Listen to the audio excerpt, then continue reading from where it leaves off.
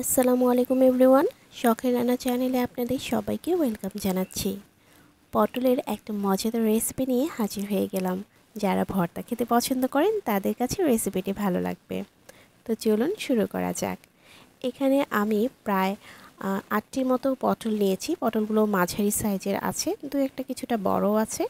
এগুলোকে উপরের খোসাটা আলতো করে ছাড়িয়ে নিয়ে টুকরো করে নিচ্ছি। দেখতেই পাচ্ছেন আমি কিভাবে টুকরো করছি।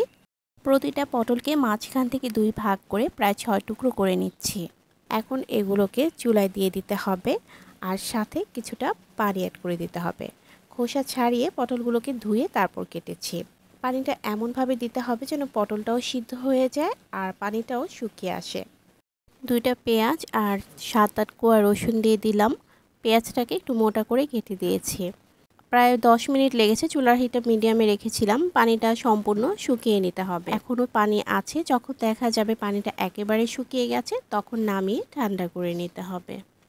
ঠান্ডা হয়ে যাওয়ার পর একটা ব্লেন্ডার জারে নিয়ে নিচ্ছি।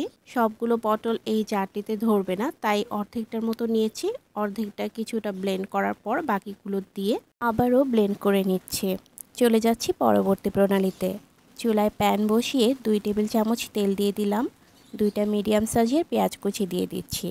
যদিও পটলে আগেই পেঁয়াজ দেওয়া আছে, তারপরও এখানে আরও কিছুটা পেঁয়াজ কুচি দিতে হবে।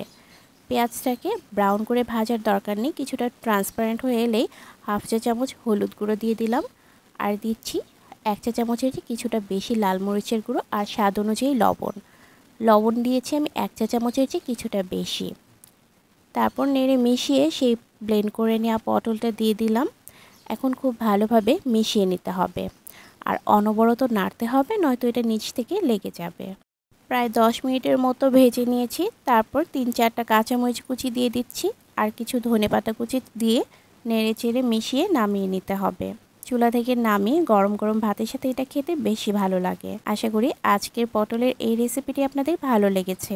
এতক্ষণ সাথে থাকার জন্য অসংখ্য ধন্যবাদ। আজ বিদায় নিচ্ছি। আল্লাহ হাফেজ।